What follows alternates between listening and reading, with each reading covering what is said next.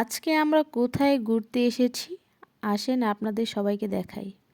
আসসালামু আলাইকুম, সবাই কেমন আছেন? আশা করি নিশ্চয়ই ভালো আছেন।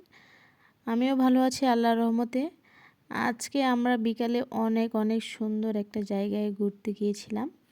সেখান থেকে কিছু ভিডিও আপনাদের সাথে শেয়ার করব বলে করে নিয়ে এসেছি।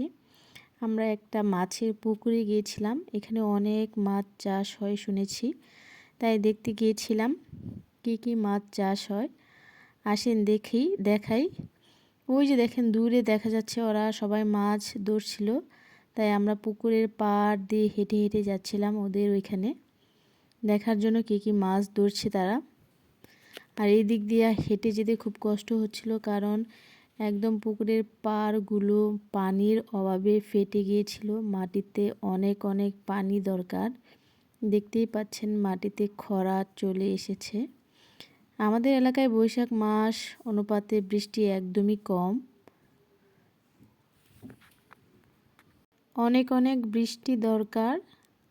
আসুন সবাই মিলে দেখি এখানে কি কি মাছ ধরা হচ্ছিল। এখানে প্রচুর পরিমাণে শিং মাছ চাষ করা হয়েছিল। এই শিং মাছগুলো তারা জাল দিয়ে ধরছিল, আর বড় বড় যেগুলো দেশি মাছ ওগুলো ছেড়ে দিচ্ছিল। যেমন এখানে ছিল রুই ছিল, কাতলা ছিল, সিলভার কাপ ছিল, কার্পো মাছ ছিল।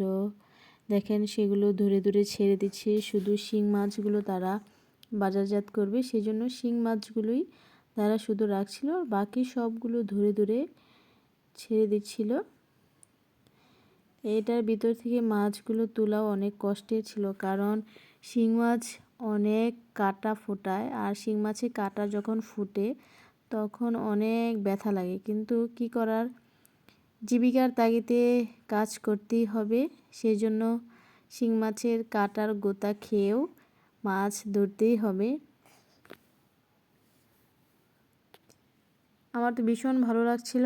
আমি দেখতে দেখতে জিজ্ঞেস করলাম একটা লোকের কাছে যে মাছ কি তারা এখানে খুচরো বিক্রি করবে কিনা, কিন্তু না, তারা এখানে খুচরো বিক্রি করবে না। তারা সবগুলো একবারে পাইকারি রেটে, পাইকার চলে এসেছে, পাইকারকে দিয়ে দিবে, বাজারে চলে যাবে।